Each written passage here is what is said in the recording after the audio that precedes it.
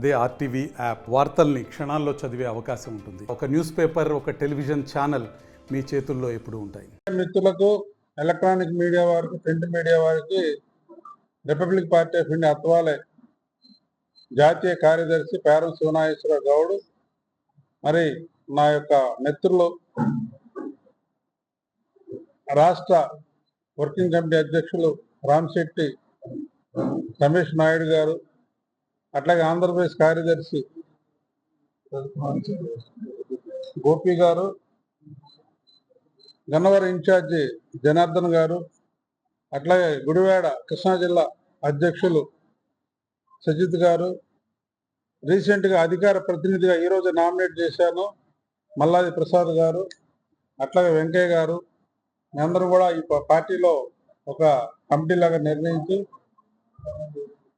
పేదల పక్షాన, ప్రజల పక్షాన పోరాటం చేయడానికి మేము ఎప్పుడు కూడా మరి మీడియా మిత్రులతో కలిసి పోరాటం చేస్తున్నాం. మరి మీరందరి సహకారంతో మొన్న ఇరిగేషన్ ప్రాజెక్టుల మీద, మరి యొక్క నీరు, కృష్ణానది నీరు వరదల కిందకి వెళ్ళిపోతున్నాయి, సముద్రం గర్భంలో కలుస్తున్నాయి, దాని మీద అందరం కలిసి పోరాటం చేయడం వల్ల కేంద్ర ప్రభుత్వం 500 కోట్ల రూపాయలు మరి దాన్ని రీపేమెంట్ లేకుండా బడ్జెట్ రిలీజ్ చేయడం, మరి ఇదంతా కూడా నాదొక్కటే విజయం కాదు, మీరందరూ కూడా అని చెప్పి మీ అందరు మీడియా మిత్రులు మరొకసారి ధన్యవాదాలు తెలియజేస్తున్నాను.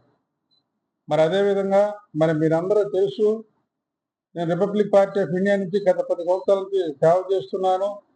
మరి లాస్ట్ 2024న 11 నెలల క్రితం నేను విజయవాడ పార్లమెంటు సభ్యుడిగా పోటీ చేసి ఉన్నాను. మరి మా మంత్రి గారు కూడా కేంద్ర మంత్రి రామదాస్ అథవాలే, జాతీయ అధ్యక్షులు గౌరవనీయులు శ్రీ రామదాస్ అథవాలే గారు 25 పార్లమెంటు స్థానాల్లో ఒక్కటే విజయవాడ పార్లమెంటు స్థానానికి republic party of India Athawale నుంచి నేను ఒక్కడే పోటీ చేయడం జరిగింది. మరి అందులో భాగంగా పోటీ చేసి ప్రచార తరుణంలో మరి ఆంధ్రప్రదేశ్కి చంద్రబాబు నాయుడు గారి నాయకత్వం, వారి యొక్క తెలివితేటలు యొక్క రాష్ట్రానికి అవసరమై ఉన్నదని చెప్పి మా కేంద్ర మంత్రి గారు మోడీ గారితో మాట్లాడి తర్వాత మమ్మల్ని విత్డ్రా చేయటం అంటే జరిగింది. మరి దాన్ని కూడా కేంద్ర మంత్రి గారు విజయవాడ ఐలాపురం హోటల్లో వచ్చి మరి రెండు రోజులు ఉండి మరి చంద్రబాబు నాయుడు గారితో మాట్లాడి తద్వారా మాకు కూడా రిపబ్లిక్ పార్టీ ఆఫ్ ఇండియా తరఫున శాసన మండలిలో స్థానం కల్పిస్తారని చెప్పి కూడా మరి గౌరవ నాయకులు, మాజీ శాసన మండలి సభ్యులు శ్రీ వరలరామయ్య గారు, మరి ఆయన జాతీయ ప్రధాన కార్యదర్శి గారు మాట్లాడటం జరిగింది. మరి ఈ తరుణంలో మరి నిన్నగాక మొన్న నెల్లూరులో రిపబ్లిక్ పార్టీ ఆఫ్ ఇండియా అభివృద్ధిలో భాగంగా నేను నెల్లూరులో కల్చర్ విభాగానికి ఒక రాష్ట్ర అధ్యక్షునిగా నియమించడం జరిగింది. ఆయన గౌరవనీయులు శ్రీ మిర్యాల వెంకటరామయ్య గారు. ఆ విధంగా తరుణంలో మేము వెళ్ళి రావటం చూస్తే ఒక షేక్ మాబు అనే వ్యక్తి ఒక బోరుగడ్డ అనిల్ కుమార్ గారి మిత్రుడు. మేము ఎప్పుడు కూడా అతనికి ఏ బీఫామ్ ఇవ్వలేదు. మా రాష్ట్ర కమిటీ తరఫున జిల్లా అధ్యక్షుడని చెప్పి చెప్పుకుంటూ అక్కడ ఉన్నటువంటి స్థానికంగా ఉన్నటువంటి కేంద్ర ప్రభుత్వం యొక్క ఎవరైతే అధికారుల దగ్గరికి వెళ్ళి, కాంట్రాక్టుల దగ్గరికి వెళ్ళి డబ్బులు వసూలు చేస్తున్నారని తెలిసింది. అయినప్పటికీ కూడా మేము ఏమీ మాట్లాడలేదు. నా పేరు మీద ఉపయోగించి ఒక ప్రెస్ మీట్ పెట్టి పేరం శివనాగేశ్వరరావు అనే వ్యక్తి గత 6 సంవత్సరాలు సస్పెండ్ చేయబడ్డాడు, అతను ఏ పార్టీలో లేడు, ఈ పార్టీకి అతనికి సంబంధం లేదని చెప్పి చెప్పడం చాలా బాధాకరంగా ఉంది. అట్లాగే ఆయన పాపం ఆయన ఒక సాత్వికుడు, కల్చర్ అసోసియేషన్ మిర్యాల వెంకటరామయ్య గారు, అటువంటి వ్యక్తిని పట్టుకొని ఆయన మరి కోట్లు దందాలు చేశారని చెప్పి పేపర్ ప్రకటన ఇవ్వడం చాలా బాధాకరంగా ఉంది. దీనిపై నేను స్పందించి ఈ రోజున ఇక్కడ మీడియా మిత్రులు సమావేశం ఏర్పాటు చేయడం జరిగింది. ఆయన మీద నేను 100 కోట్ల పైన పరువు నష్టం దావా వేస్తున్నాను.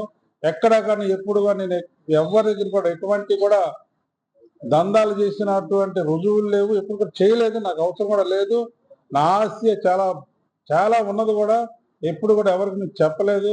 చాలా పేదవాడిగానే కనపడతాను, సింపుల్గా ఉంటానని చెప్పి వాళ్ళు కావాలని చెప్పి రకరకాలు వదంతులు పుట్టిస్తున్నారు. కబడ్దార్, నేను ఇవాళ హైకోర్టులో హైదరాబాద్ నుండి 100 కోట్లకి షేక్ మాబు అనే వ్యక్తిపై నేను దావా వేస్తున్నాను రేపు. అట్లాగే సుప్రీంకోర్టులో కూడా దావా వేస్తున్నాను. మీడియా మిత్రులందరూ కూడా మరి ఆయన మంత్రి గారితో అక్కడ ఉన్న స్థానిక విలేకరులతో చెప్తున్నాడంట, మంత్రి గారితో నేను ఎప్పుడు కలిసే ఉంటానని చెప్పి. ఆయన మా పార్టీ కాదు, మా మెంబర్షిప్ కూడా లేదు. మరి 2024 ఆయన కూడా ఒక ఎంపీగా పోటీ చేశాడు. మన పార్టీల గ్రూప్ అని చెప్పి అంబేద్కర్ గారు పార్టీ, అది కూడా రిపబ్లిక్ పార్టీ, దానిలో పోటీ చేసి మరి ఆయన నిజంగా పోటీ చేసి ఉంటే ప్రచారానికి రావాలికైనా మరి ఎప్పుడు రాలేదు, ఎప్పుడు కూడా నెల్లూరు తీసుకురాలేదు. నేను ఆయన్ని ఈ రోజుకి మరి 10 సంవత్సరాలు కనీసం 10 సార్లు పైన విజయవాడ తీసుకురావడం జరిగింది కేంద్ర మంత్రి గారిని. మరి అటువంటి నన్ను పట్టుకొని అతను సస్పెండ్ చేశానంటూ మరి చాలా బాధాకరం. నెల్లూరులో ఉన్నటువంటి స్థానిక విలేకరులు ఒక గమనించాలి. మరి ఇక్కడ నాకు స్థానిక విలేకరులు వీళ్ళందరూ కూడా, మీడియా మిత్రులందరూ కూడా మరి గత 10 సంవత్సరాల నుంచి కాకుండా గత 20 సంవత్సరాలు నేను అంతకుముందు కాంగ్రెస్ పార్టీలో ఉన్నాను, తర్వాత రిపబ్లిక్ పార్టీ ఆఫ్ ఇండియాకి వచ్చాను. ఎప్పుడు కూడా ఎక్కడ కూడా చిన్న పొరపాటు కూడా నేను చేసిన దాఖలాలు లేవు. ఈ రోజు కూడా పోలీస్ స్టేషన్ ఒక పిట్టి కేసు కూడా నా మీద లేదు. నేను ధైర్యంగా చెప్తున్నాను. పేద ప్రజల కోసం నేను ఎప్పుడు కూడా పోరాటం చేయడానికి సిద్ధంగా ఉన్నానని చెప్పి తెలియజేస్తూ, ఆ షేక్ మహబూబ్ అనే వ్యక్తి ఒక దురాంకారి, ఒక క్రిమినల్ మెంటాలిటీ. ఇప్పుడు బోరుగడ్డ అనిల్కి ముఖ్య అనుచరుడుగా ఉన్నాడు కాబట్టి మేము దగ్గర కూడా ఏ రోజు రానివ్వలేదు. బోరుగడ్డ అనిల్ కుమార్ ఎక్కడున్నాడు, ఏం చేస్తాడో అన్ని కూడా ఈ షేక్ మహబూబ్ అనే వ్యక్తికి తెలుసు. అందుకే వాడు ఈ విధంగా నీలాపనంగా లేస్తున్నాడు. ఇటువంటి మళ్ళీ రెండోసారి ఏమన్నా జరిగితే మాత్రం ఖబర్దార్, మేము మాత్రం ఊరుకునేది లేదు.